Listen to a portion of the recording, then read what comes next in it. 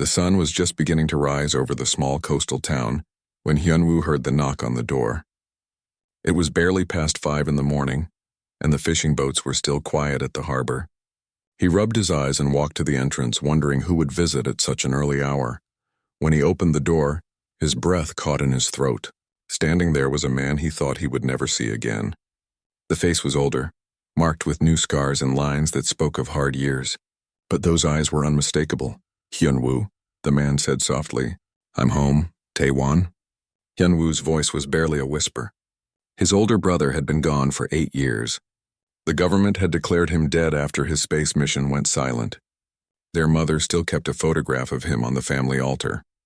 Behind Taewon stood a woman unlike anyone Hyunwoo had ever seen. She was tall, almost as tall as Taewon himself. Her skin had a faint blue tint that seemed to shimmer in the early morning light. Silver markings ran along her arms like delicate tattoos. Her eyes were large and kind, but definitely not human. 2 small children held her hands. They looked mostly human, but their eyes were too large and their skin had that same faint blue quality. The boy appeared to be around 6 years old. The girl perhaps 4. Both watched Hyunwoo with curious expressions. "Can we come in?" Taewon asked. "We've traveled a very long way." Hyunwoo stepped aside, his mind racing. He couldn't form words. His wife Jiwon appeared at the top of the stairs, drawn by the voices. When she saw the visitors, her hand flew to her mouth. "Get mother," Hyunwoo managed to say. "Get her now." Taewon led his family into the small living room. The children looked around with wonder at everything. The boy pointed at the television, whispering something to his sister in a language Hyunwoo didn't recognize. The woman placed a gentle hand on their shoulders, calming them. "Please sit," Hyunwoo said, finding his voice again. "I'll make tea." "Thank you," the woman said. Her voice was melodic, but the words were clear Korean. "You are very kind."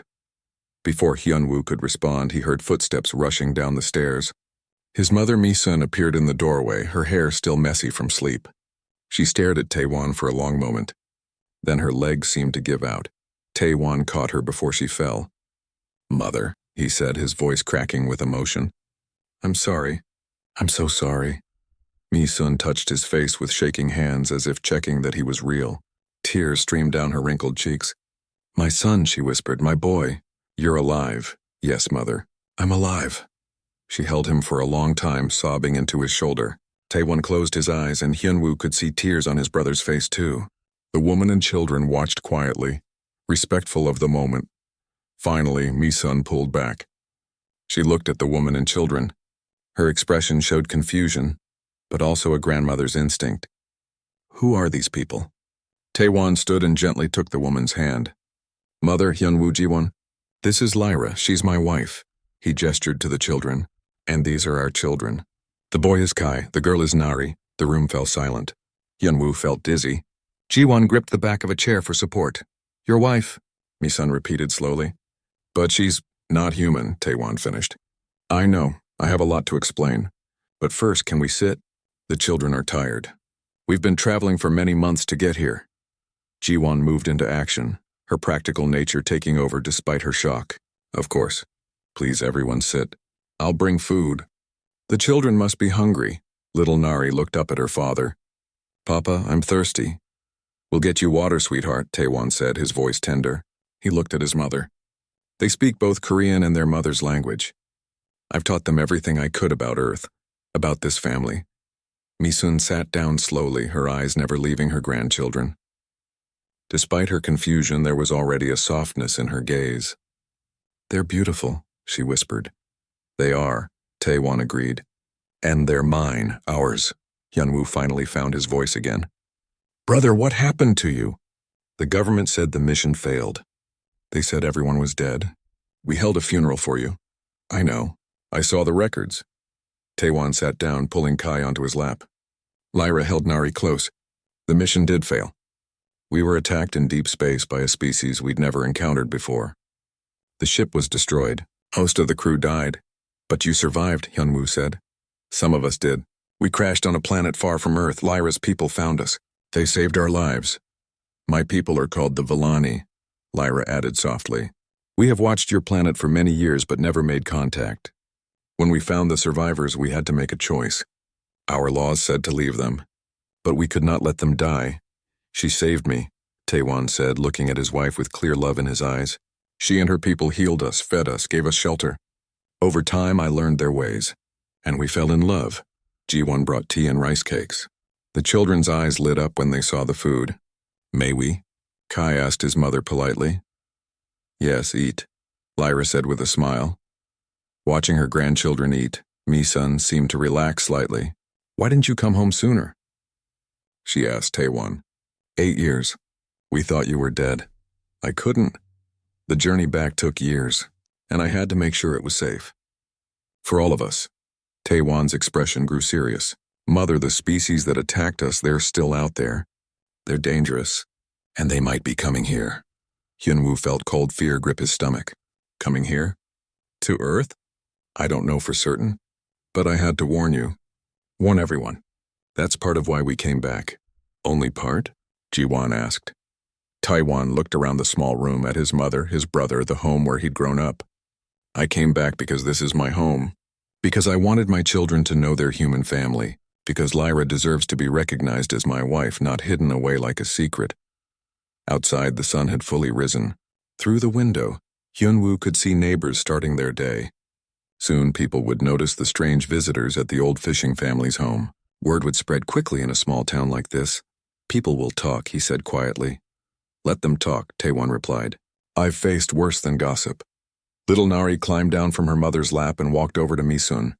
She looked up at the old woman with large, innocent eyes. Are you really our grandmother? She asked in careful Korean. Mi-sun's face crumpled with emotion. She reached out and gently touched the child's cheek. Yes, child. I suppose I am. Nari smiled brightly and hugged her. Mi-sun wrapped her arms around her granddaughter and fresh tears rolled down her face. But this time, they were tears of joy mixed with sorrow. Hyunwoo watched his brother, this man who had returned from the dead with an alien family. Everything had changed in a single morning. Life would never be simple again, but Taewon was alive. He was home, and perhaps that was enough to start with. The news spread through the small town within hours.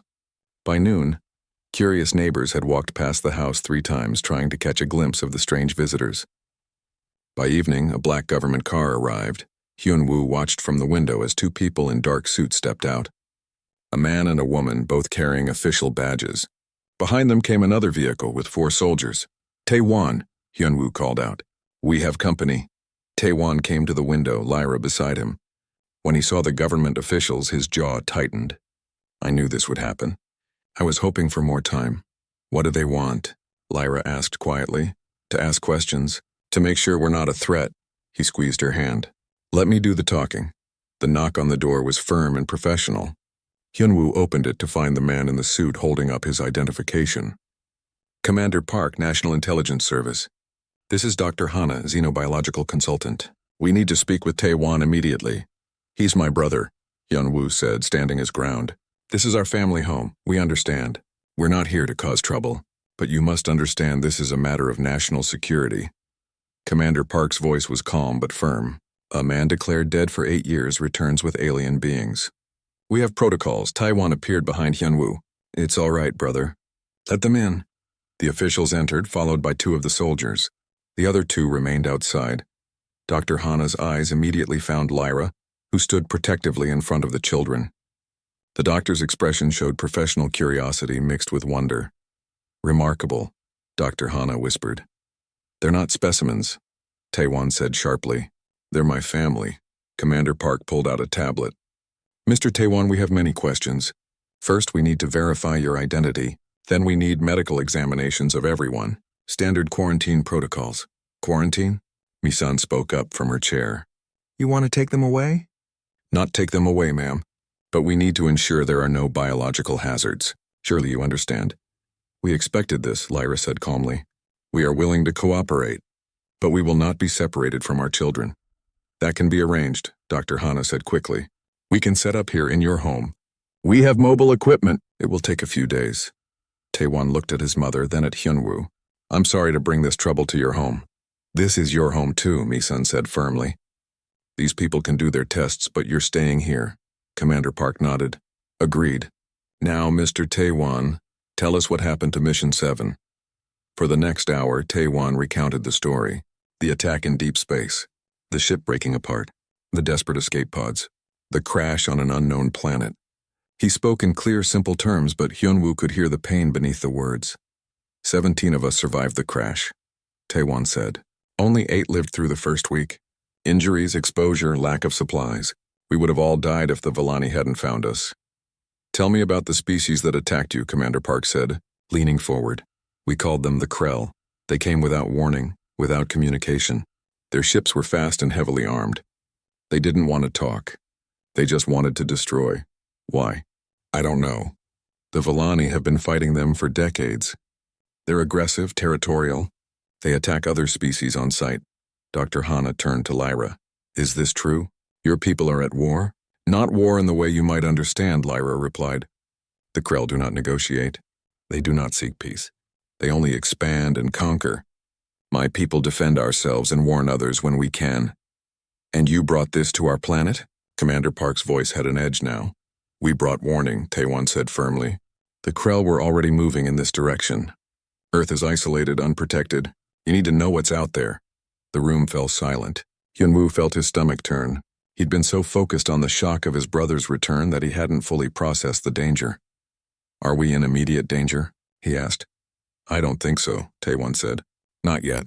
But you need to prepare, Commander Park stood. I need to make calls. This goes above my level. In the meantime, Dr. Hana will begin the examinations. No one leaves this house until we have clearance. As the commander stepped outside, Dr. Hana opened her equipment cases. I'll start with the children, if that's acceptable. Make it easier on them. Kai and Nari looked nervous, but Lyra nodded. It's all right, my loves. The doctor just wants to make sure you're healthy. While Dr. Hana worked, Jiwon brought more food. Hyunwoo noticed his wife watching the children carefully. She had always wanted children of their own, but had struggled. Now seeing these half-alien grandchildren in their home, her expression was complicated. That night, after the initial examinations were complete, Hyunwoo found his brother sitting alone on the back porch. The sea breeze carried the smell of salt and fish. You left us, Hyunwoo said quietly, sitting beside him. Mother cried every night for a year. I had to take over the business. I had to be the oldest son, and you were out there alive, starting a new family. Taewon was quiet for a long moment. I tried to get back. For 3 years I tried.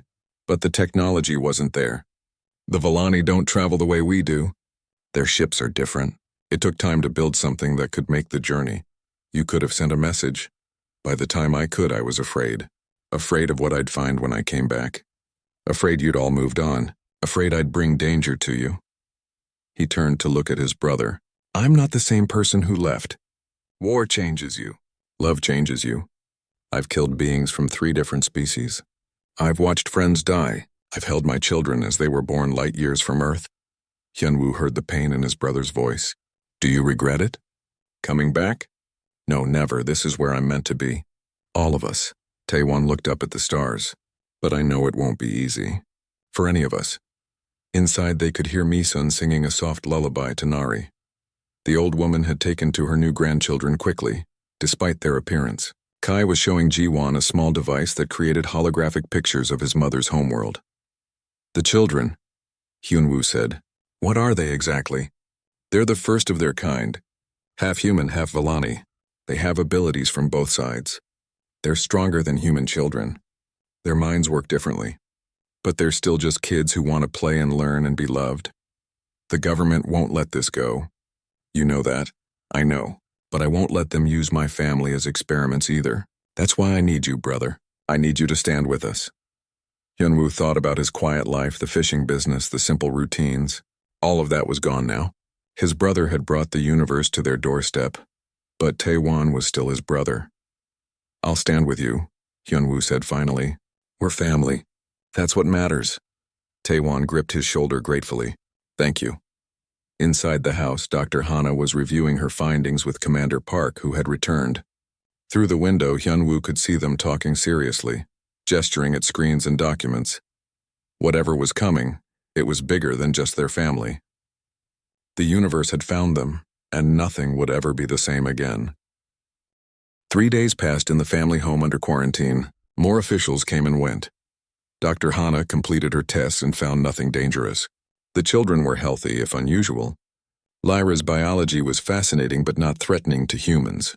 On the fourth morning, Commander Park arrived with news that changed everything. "We've detected something," he said, gathering everyone in the living room. "Our deep space sensors picked up unusual readings at the edge of the solar system. Ships, not ours." Taewan's face went pale. "Show me." Commander Park pulled up images on his tablet. Strange vessels, angular and dark, moving between the outer planets. Taewan stared at them for a long moment, then closed his eyes. "It's them. The Krell, they've found us," Mi-sun gasped. Ji-won grabbed Hyunwoo's hand. The children, sensing the fear in the room, moved closer to their mother. "How much time do we have?" Taewan asked. "Our analysts estimate 3 months before they reach Earth, maybe less." Commander Park's voice was steady but grim. "The President wants to meet with you. With all of you, tomorrow in Seoul." Finally listening, Taewan muttered, "Only took an invasion force." That night, Hyunwoo couldn't sleep. He found Lyra sitting by the window watching the stars. In the dim light, her skin had a soft glow. "Can we win?" he asked quietly. "Against these Krell?" Lyra turned to him. "Humans always ask if they can win. My people ask if they can survive. There is a difference, and can we survive then? Perhaps. If you fight smart, if you learn quickly." She looked back at the sky. "The Krell are strong, but they are also predictable. They follow patterns. They expect others to fight as they do. That is their weakness, and we don't fight like them? No, humans fight differently. Your brother showed my people that. He saved many lives with his strange ideas. Ideas that made no sense to us but worked." Hyunwoo thought about his brother, the quiet boy who had always dreamed of space. "What did he do?" "He taught us to be unpredictable, to break our own rules, to sacrifice small things to protect big things, to lie and trick and confuse the enemy." Lyra smiled slightly. "Villani do not lie. It is against our nature. But Taewan taught us that in war, truth can be a weapon too." "You love him," Hyunwoo said. "It wasn't a question. More than my own life. He is brave and kind and fierce. He would die to protect those he loves. That is very human, I think." "It is," Hyunwoo agreed. The next day, 3 government vehicles arrived to take them to Seoul. The journey took hours. Kai and Nari pressed their faces to the windows, amazed by the cities and crowds. They had never seen so many humans before. The president's office was in a secure building surrounded by guards. Inside, they were led to a conference room filled with military officers and government officials. At the head of the table sat President Cho, a stern woman in her 60s. "Mr. Taewan," she said, "your return has created quite a situation. I apologize for the disruption, Madam President. But the alternative was worse. You needed to know, indeed, and now we do." President Cho looked at Lyra. "Your people, the Villani, would they help us?" "I cannot speak for my government," Lyra said carefully. "I left without permission to be with my husband. I may be considered a criminal by my own people. But they would want to stop the Krell, wouldn't they?" "Yes, the Krell threaten all life. If Earth fell, they would only grow stronger." An older military man stood up. Admiral Jin Ho, according to his nameplate. "Madam President, we cannot trust aliens. For all we know, this could be a trick. Perhaps the Krell and the Villani are working together." "That's ridiculous," Taewan said sharply. "The Villani saved human lives. Lyra gave up everything to help us." "Or so you believe," Admiral Jin Ho countered. "You've been gone 8 years. We don't know what they've done to you. For all we know, you're being controlled. I'm not controlled. I'm trying to save lives." "Enough," President Cho said firmly. "We will investigate all possibilities. But we cannot ignore the threat. Those ships are real. The danger is real." She looked at Dr. Hana. "Doctor, your assessment?" Dr. Hana stood displaying medical charts. "The Villani are biologically compatible with humans to a degree I've never seen. The children are proof. This suggests either a remarkable coincidence or that our species share common ancestry somehow. As for Ms. Lyra herself, she shows no signs of disease or hostile intent. In fact, her medical knowledge has been incredibly helpful." "Helpful how?" another official asked. "Yesterday, when Mi-sun experienced chest pains, Lyra identified the problem immediately and knew how to treat it. She understood human biology better than most of our doctors." Mi-sun, who had insisted on coming despite her age, nodded. "She saved my life. I am certain of it." President Cho considered this. "And the children? What are they capable of?" Before anyone could answer, the lights in the room flickered. Then the water pitcher on the table lifted into the air. Everyone stared as it floated gently toward President Cho and set itself down in front of her. Kai lowered his hand, looking worried. "I'm sorry. I was thirsty and thought you might be too." The room erupted in shocked whispers. Admiral Jinho stepped back, his hand moving toward his weapon.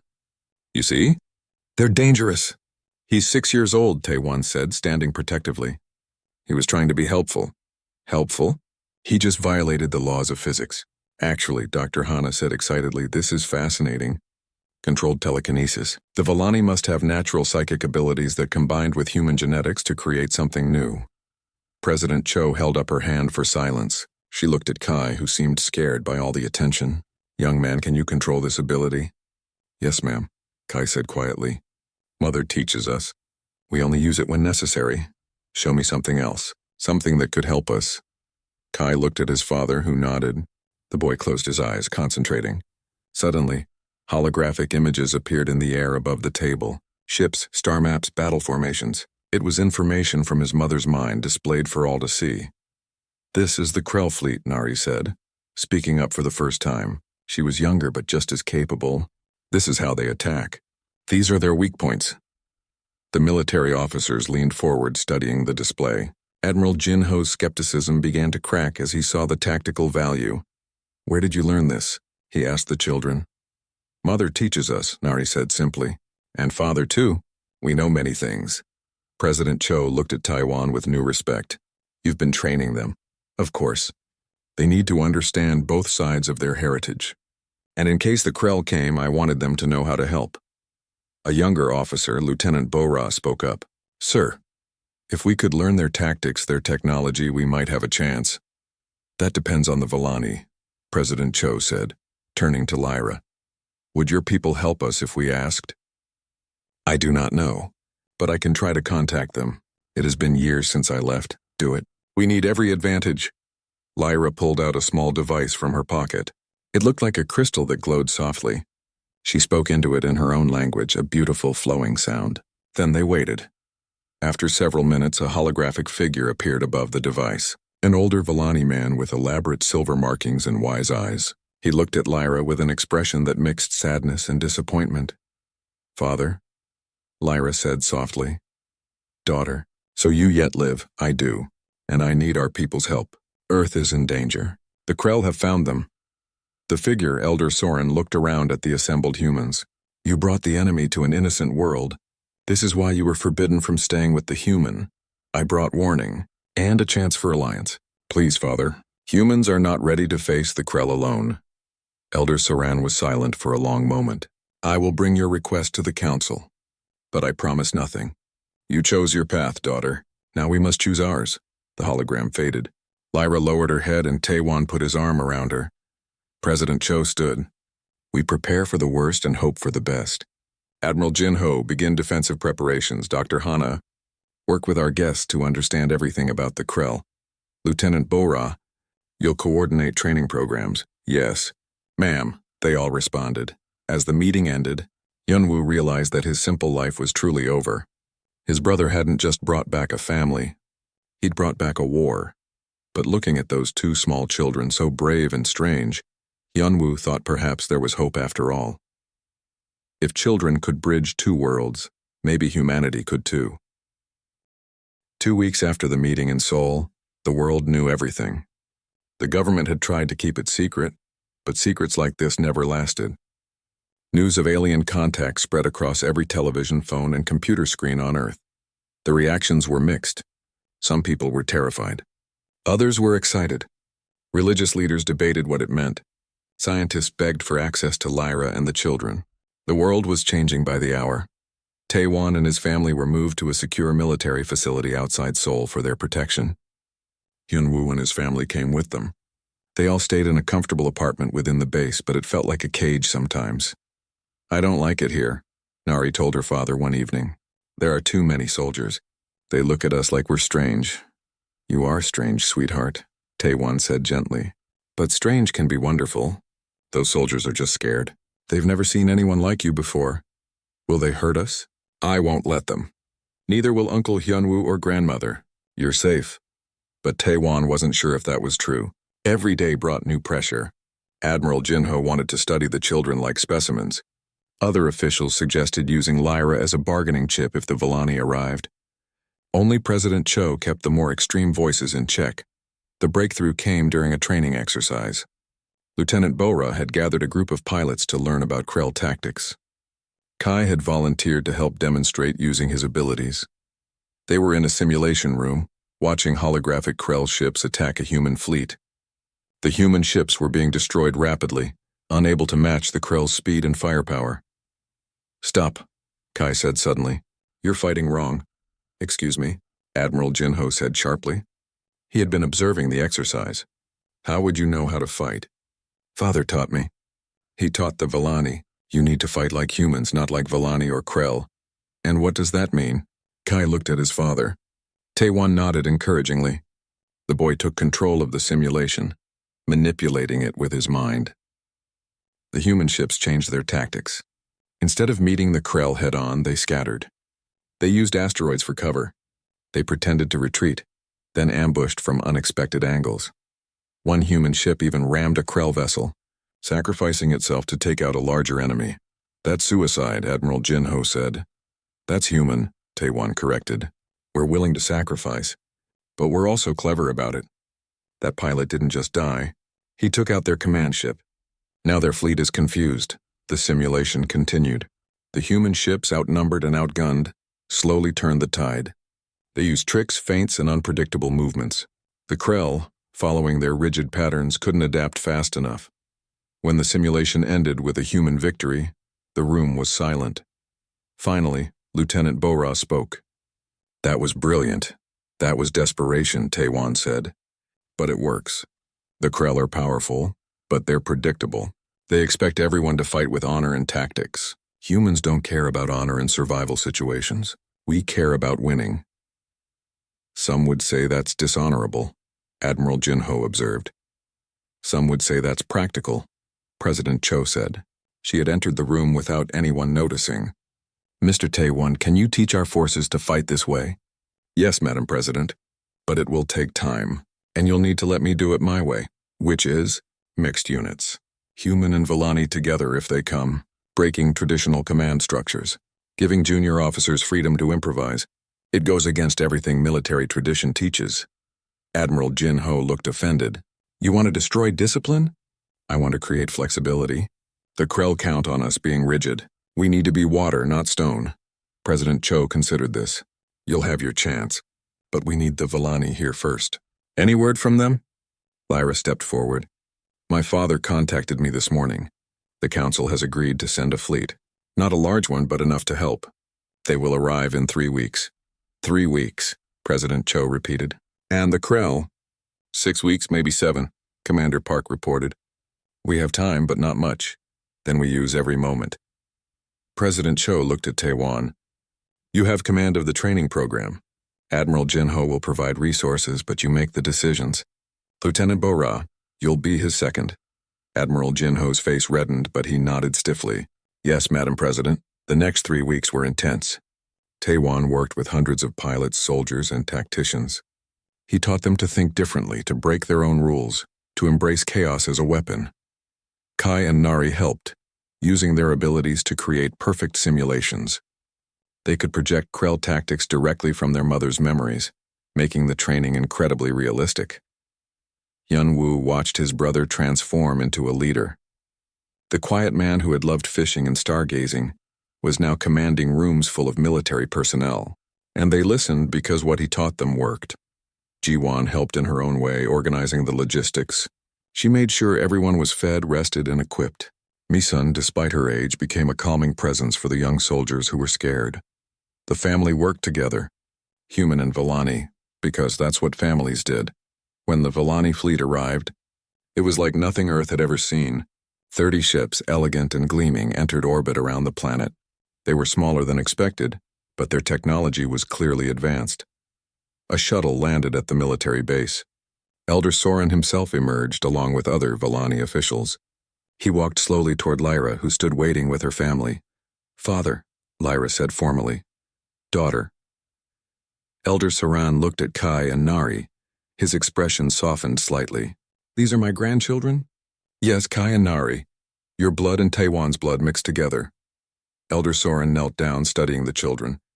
They watched him with curious eyes, not afraid. Remarkable. You have your mother's grace and your father's courage, I think. Thank you, grandfather, Kai said politely. The old Villani's eyes widened. You speak our language. Mother taught us. And Korean, and some English. Clever children. Elder Soren stood and faced Taiwan. You have caused much trouble, human. I know. I'm sorry for that, but not for loving your daughter. As you should not be. Love is never wrong, only difficult sometimes. Elder Soren looked around at the military base, the soldiers, the preparations. You prepare for war. We have no choice. No, you do not. The elder's expression grew grim. The Krell will come soon. Our ships will fight beside yours. But I must be honest. Together, we are still outnumbered. The Krell force is large. Many will die. We know, President Cho said, joining them. But we'll fight anyway.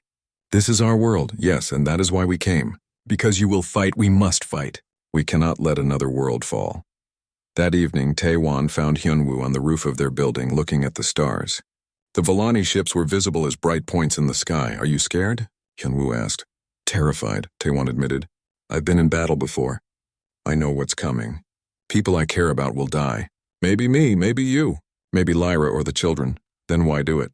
Because if we don't, everyone dies. At least this way we have a chance. Taiwan sat beside his brother. I need to ask you something.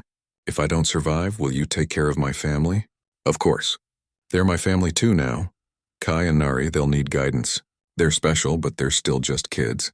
They'll need an uncle who can teach them about being human. And being Villani. Lyra will handle that. If she survives. Taiwan's voice cracked slightly. I can't think about losing her. It hurts too much. Hyunwoo put his hand on his brother's shoulder. You're not alone in this. None of us are. That's what you taught us these past weeks. We're stronger together, humans and Villani. Family, Hyunwoo corrected. That's all that matters in the end. Below them, soldiers trained with Villani advisors. Two species so different learning to work as one. It was awkward and difficult, but it was happening. In 6 weeks, they would face the Krell. 6 weeks to prepare for a battle that would decide Earth's future. 6 weeks to prove that humanity belonged among the stars. Looking at the Villani ships above, Taiwan felt something he hadn't felt in years. Hope. Real, genuine hope. Maybe, just maybe, they could win this, or at least they could make sure they were worth remembering if they lost. The integration of human and Villani forces was harder than anyone expected. The two species thought differently, moved differently, even understood time differently. What seemed obvious to humans confused the Villani, and Villani logic seemed alien to human minds. Lieutenant Bora became the key bridge. She was young, only 28, but she had a gift for understanding the Villani way of thinking. She spent hours with Lyra, learning their battle philosophies and translating them into terms human pilots could understand. The Villani fight like dancers, she explained to her squadron one morning. Every move is planned, coordinated. Beautiful but predictable. And we fight like what? One pilot asked. Like brawlers in a street fight. Messy, chaotic, but effective. Taiwan watched from the observation deck, Kai beside him.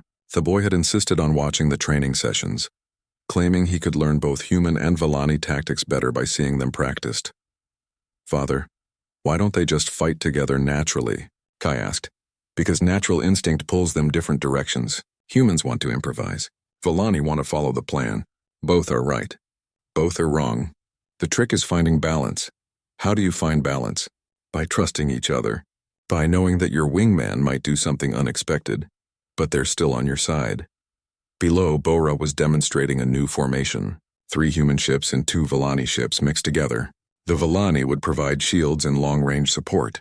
The humans would be the unpredictable element striking from angles the enemy didn't expect. It was working slowly. The pilots were learning to read each other's movements, to anticipate without rigid planning. Elder Soren joined Taiwan at the observation window. Your Lieutenant Bora is exceptional. She understands our people better than most humans. She's a natural diplomat. We're lucky to have her. You are lucky to have many things. My people are impressed by human adaptability. You learn very quickly. We have to. We don't have centuries of experience like the Vallani. We have to learn fast or die. That drive, that urgency, it is very human. Elder Soren watched the training. My people have been fighting the Krell for generations. We have forgotten how to innovate. We fight the same way our ancestors did. But you humans, you create new tactics every day. Is that a compliment? An observation? And perhaps a warning? Do not lose that creativity in trying to copy us. Your strength is being different. Taewon took that advice to heart. The next day, he changed the entire training approach. Instead of teaching humans to fight like Vallani, he started teaching mixed tactics that used the best of both species. The results were remarkable. In simulations, the mixed forces started winning battles they should have lost. They were unpredictable enough to confuse the Krell simulations, but coordinated enough to work as a unit. Admiral Jin Ho, who had been skeptical from the start, began to change his mind. I was wrong about you, he told Taewon after one particularly successful drill. This might actually work. It has to work. We don't have another option. Still, teaching old dogs new tricks, as they say. You've done the impossible. But not everything was going well. As the Krell fleet grew closer, tensions rose. Some humans didn't trust the Vallani. Some Vallani questioned why they should die for a primitive species. Fear made people irrational. The situation came to a head when a group of human soldiers confronted a Vallani crew in the base cafeteria. Words were exchanged. Someone threw a punch. Within seconds, a full fight broke out. Taewon arrived to find Hyunwoo pulling humans away while Elder Soren restrained Vallani soldiers. The cafeteria was a mess and several people on both sides were injured. Enough. Taewon's voice cut through the chaos. What is this? They said we were cowards, a human soldier spat. Said we'd hide behind them in the real fight. We said no such thing. A Vallani officer replied coldly. We merely questioned human discipline. Both of you shut up and listen. Taewon stepped into the center. In 3 weeks the Krell arrive. They will not care if you're human or Vallani. They will kill you all the same. Every moment you spend fighting each other is a moment you could spend preparing to survive. Why should we trust them? Another human asked. They're aliens. So is my wife. So are my children. Should I not trust them either? Taewon's voice was sharp. I've fought beside Vallani. I've bled with them. I've watched them die protecting humans they barely knew. If that doesn't earn trust, what does? The room was silent. Then Kai stepped forward from where he'd been watching. May I say something? Taewon nodded. The 6-year-old looked around at all the adults, human and Vallani. My mother is Vallani. My father is human, I am both. When you fight each other, you fight me. When you say humans are weak or Vallani are cold, you say I am broken. But I'm not broken. I'm whole. I'm the future. He gestured to his sister, who joined him. We are the future. We are proof that different can work together. Nari added, we can't beat the Krell divided, but together we're stronger than either species alone. The words from children shamed the adults into silence. Slowly, people began to disperse. Some apologized to each other. Others simply left, uncomfortable but less angry. Elder Soren approached Taewon. Your son is wise beyond his years. He's his mother's child. He is both parents' child. That is his strength. That night, Dr. Hana made a discovery that changed everything. She had been studying Kai and Nari's abilities, trying to understand how their hybrid nature worked. What she found was astounding. They're not just telepathic, she explained to the command staff. They're amplifiers. When Lyra uses her abilities to coordinate Vallani forces, the children unconsciously boost her range and power.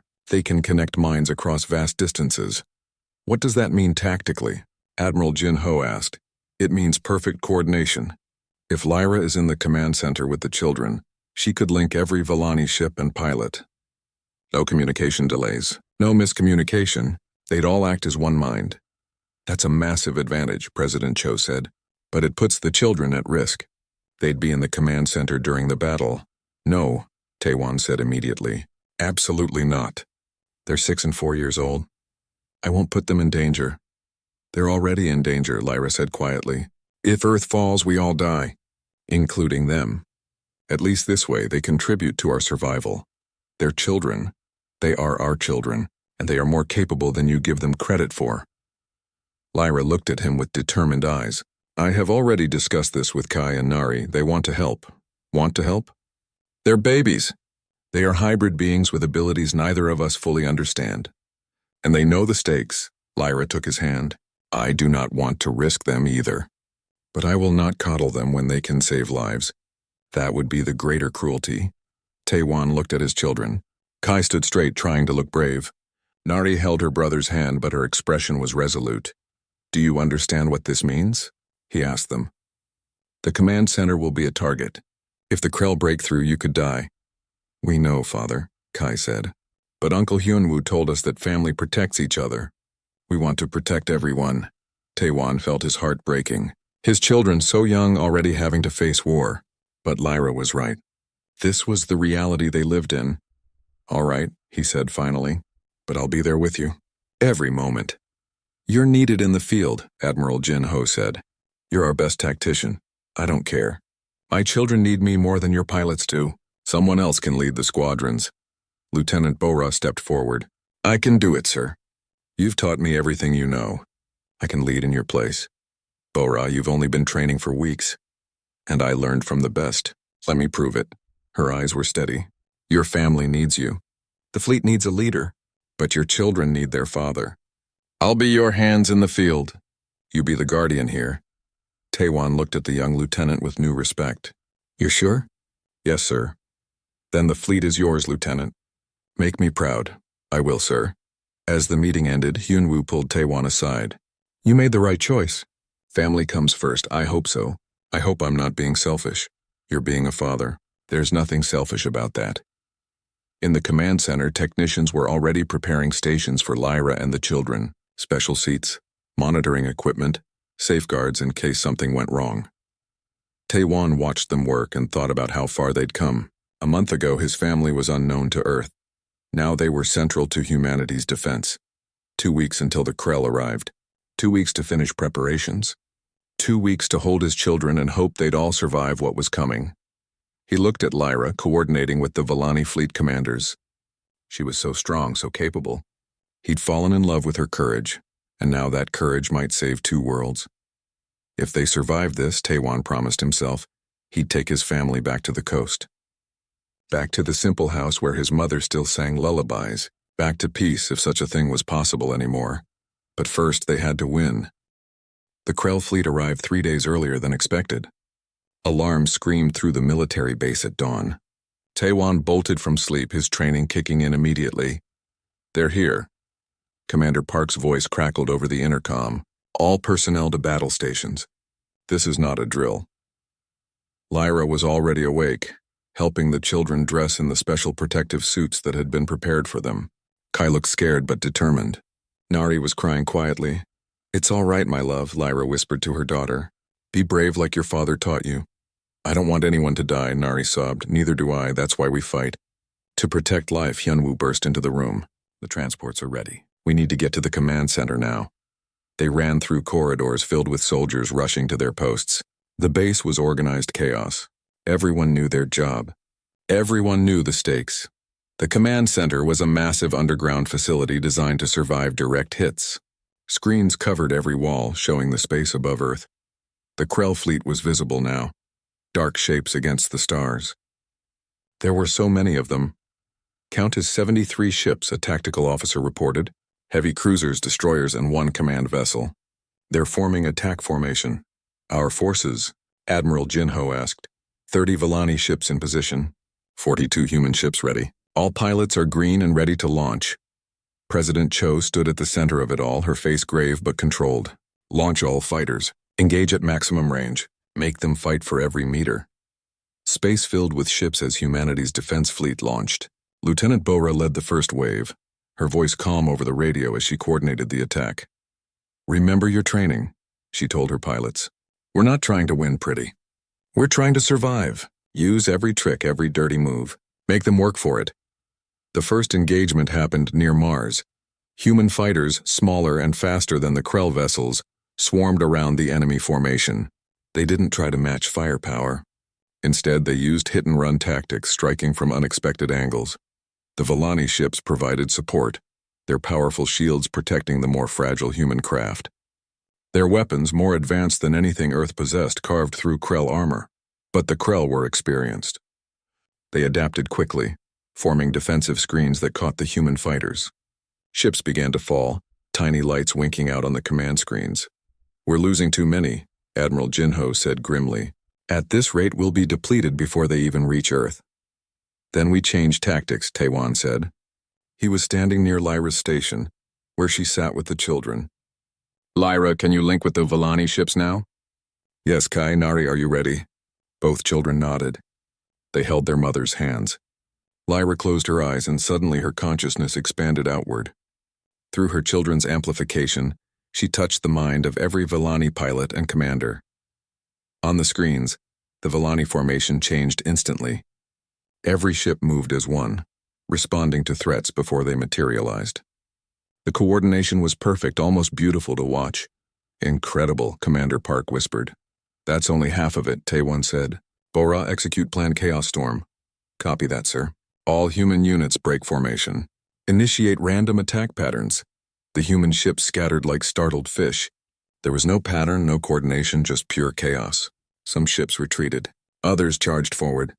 Some circled around. Some even pretended to malfunction. The Krell, programmed for predictable warfare, couldn't process it. They tried to form counter formations, but there was nothing to counter. Every time they focused on one group, another would strike from behind. Meanwhile, the Vellani ships, perfectly coordinated through Lyra's link, provided cover exactly where needed. They knew where every human ship would be, could protect them without communication delays. It was chaos and order working together. It was human and Vellani as one. "It's working," Admiral Jinho said with something like wonder in his voice.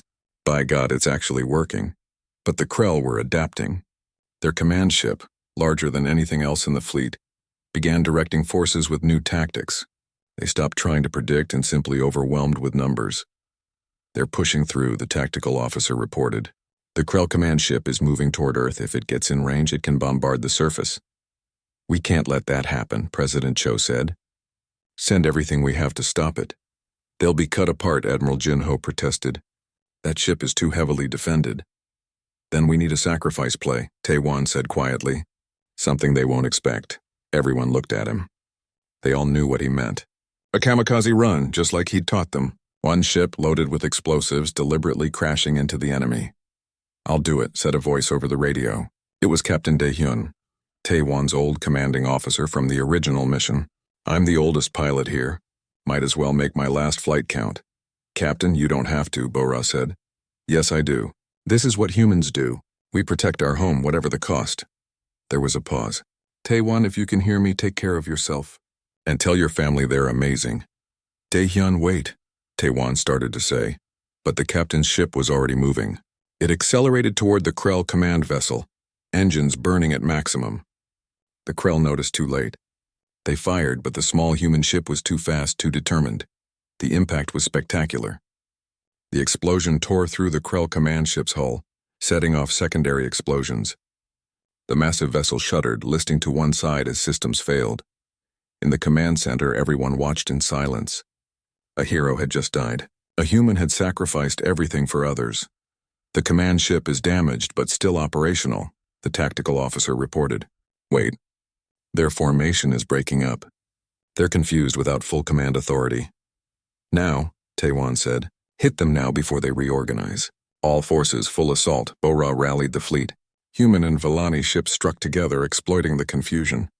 The Krell fleet, so disciplined before, began to falter, but there were still so many of them. The battle raged for hours. Ships on both sides burned and died. Good people, both human and Vellani, gave their lives. In the command center, Lyra maintained the link, sweat beading on her forehead. The children were tiring too, their small faces pale with effort. But they held on, knowing that every second of coordination saved lives. Taewon stayed beside them, unable to fight but refusing to leave. He watched the battle, watched his friends die, and felt helpless. "Father," Kai said suddenly, "I can feel something." "The Krell leader, he's angry." "Very angry? Can you sense what he's thinking?" He says this isn't over. That more will come. That Earth will fall eventually." Before Taewon could respond, alarms blared. "Incoming transmission from the Krell command ship," an officer announced. On the main screen, an alien face appeared. The Krell leader was massive, with armored plates and burning red eyes. When he spoke, the translation was harsh and threatening. Humans, you have fought well, but you cannot win. Surrender now and we will make your deaths quick. President Cho stepped forward. We don't surrender. This is our world. You're not welcome here. The Krell leader's expression might have been amusement. Brave words from a dying species. You ally with the Villani, but they cannot save you. When we destroy them, we will return for you. Your children will know only fear and death. My children already know courage and hope, Taewon found himself saying. They're stronger than you'll ever be. The Krell leader focused on Taewon. Ah, the human who lives with Villani. The betrayer, you have taught them your weak tactics. It will not be enough. It already is enough. Look at your fleet. We're beating you. You delay the inevitable, but I see you now. I will remember your face when we return. You will watch your hybrid spawn die before you. The transmission cut off. Taewon felt Lyra's hand grip his shoulder, offering comfort despite her exhaustion. Don't listen to him, she said. He tries to break your spirit. That is their way. I'm not broken. I'm angry. Good. Use that anger. Help us finish this. The battle continued into the night. Earth itself was visible from some camera angles, a beautiful blue marble that millions of beings were fighting to protect. Slowly, impossibly, the Krell began to retreat. They'd lost too many ships. Their command vessel was crippled. Their formation was shattered. They're pulling back, Admiral Jinho said in disbelief. We're winning. Pursue them, President Cho ordered. Don't let them regroup. But Taewon held up a hand. No, let them go. We've won the day. If we chase them, they'll turn and fight desperately. We'll lose more people. Let them leave and lick their wounds. President Cho considered, then nodded. Stand down, Pursuit. Secure the perimeter and begin recovery operations. As the Krell fleet limped away into deep space, the command center erupted in cheers. Humans and Villani hugged each other, crying with relief and joy. Lyra finally released the mental link, nearly collapsing. Taewon caught her and both children wrapped their arms around their parents. We did it, Nari whispered. We actually did it. You did it, Taewon said. All of you. You were so brave. But as he held his family, he remembered the Krell leader's words. This wasn't over. They'd won the battle, but the war was just beginning. For now, though, they were alive. Earth was safe, and that was enough. 3 months after the battle, Taewon stood on the beach near his childhood home.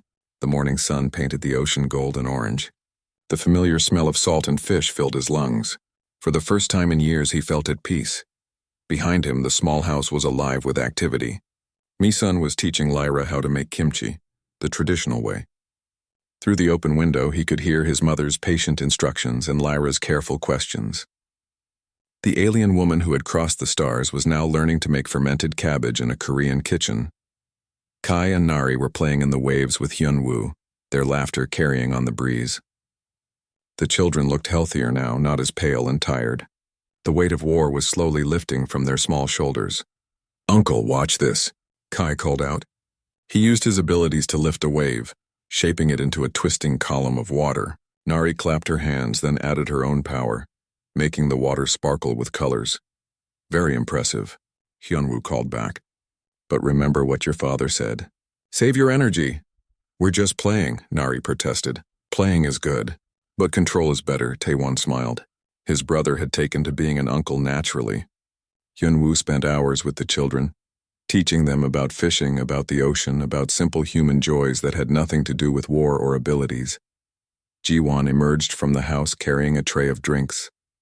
She'd finally warmed to Lyra, especially after seeing how the alien woman had fought to protect Earth. Now they talked like sisters, sharing recipes and stories. Your mother says lunch will be ready soon, Jiwon told Taewon, and there's someone here to see you. Taewon turned to see Lieutenant Bora walking down the beach path. She was in civilian clothes now, though she still carried herself like a soldier. The battle had changed her, made her harder but also wiser. Lieutenant, Taewon greeted her. Or should I say Commander? I heard about your promotion. Commander sounds too formal. Bora smiled. Especially here. This place is beautiful.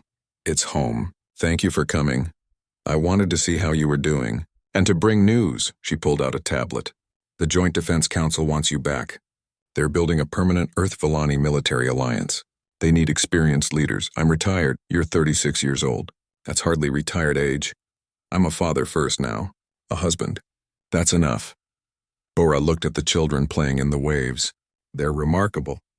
Did you know there are 12 more hybrid children now? Humans and Villani who fell in love during the crisis. The children are being born with abilities like Kai and Nari. I heard. It's going to change everything. It already has.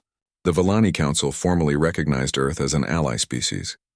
Elder Soren is pushing for joint colonies, shared technology, cultural exchanges. She paused. Your family started all of this. You showed both species that cooperation was possible. We just wanted to survive. And in surviving, you changed the galaxy. Bora sat down on the sand beside him. The Krell haven't been seen since the battle. Our deep space sensors are watching, but they've disappeared. Maybe they're gone for good. They're not gone. They're planning. The leader promised they'd return. Then we'll be ready. Earth isn't alone anymore. The Villani are helping us build new ships, better weapons. We're training joint forces across 5 planets now. If the Krell come back, they'll face something much stronger than before. Taewon nodded slowly. That's good. That's what needs to happen. But it needs to happen without me. Are you sure? You're the best tactician we have. I was. Now I'm a father who wants to watch his children grow up. Let someone else save the galaxy. I've done my part. Bora studied him for a moment, then smiled. Fair enough. You've earned your rest. She stood up. But if things get desperate, I'm coming back here to drag you out of retirement. Deal. But only if things are truly desperate. After Bora left, Taewon joined his family for lunch. The table was crowded with people and food. Misun had made enough to feed an army, as grandmothers always did. There was traditional Korean food mixed with dishes Lyra had taught them from her world. This is delicious, Mother, Taewon said, tasting the kimchi. You haven't lost your touch, Lyra helped. She learns quickly. Misun patted the alien woman's hand. She's a good daughter. Lyra's eyes glistened with emotion. Being accepted by Taewon's mother meant everything to her. After lunch, Elder Soren's hologram appeared in the living room. He had taken to calling regularly, wanting to stay connected with his daughter and grandchildren. Father, Lyra greeted him warmly. How are things on the homeworld? Changing rapidly. Your choice to help Earth has sparked debates across our council. Many young Villani are now curious about humans. Some want to visit to learn. The old Villani smiled. You've become something of a hero, daughter. The one who broke tradition for love and saved 2 worlds in the process. I'm no hero. I just followed my heart. Sometimes that's the bravest thing of all. Elder Soren looked at Kai and Nari. And how are my grandchildren? We're good, grandfather, Kai said excitedly. Uncle Hyunwoo is teaching us to fish, and grandmother makes the best food ever. Better than your mother's cooking. Don't tell her I said yes, Kai whispered, making everyone laugh. Elder Soren's expression grew more serious. Taewon, I wanted to tell you that the Villani Council has made a decision.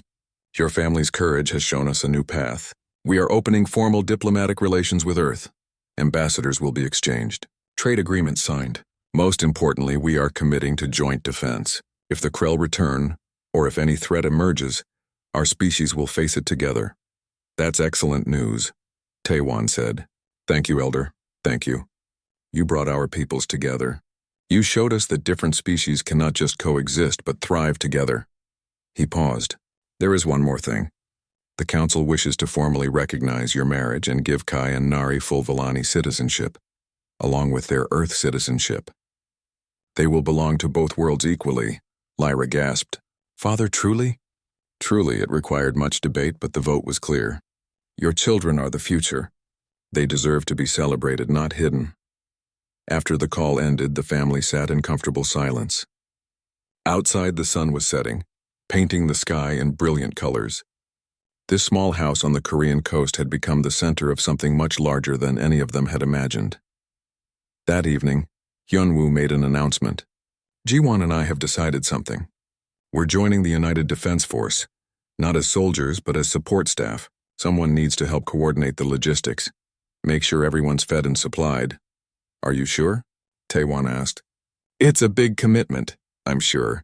You fought for our world. Now it's my turn to serve, in my own way. I'm proud of you, brother. I learned from the best. Later, Taewon walked on the beach alone with Lyra. The stars were brilliant above, including the distant point of light that was her homeworld. "Do you regret it?" he asked her. "Leaving your world for me?" "Never, you are my home now. You and our children." She leaned against him. "Besides, I haven't really left. My people and yours are connected now. I can visit whenever I wish. I have 2 homes instead of 1. The children will need to learn about both cultures. It won't be easy. Nothing worthwhile is easy. But we'll manage. We always do." They stood in silence for a while, listening to the waves. Then Lyra said, "Taewon, I'm pregnant again." He froze. "What? Another child? I wanted to wait to tell you until after everything calmed down." "Lyra, that's wonderful." He picked her up and spun her around, both of them laughing. "Another child. Another chance to get it right. You got it right the first 2 times. I can do better." They walked back to the house hand in hand.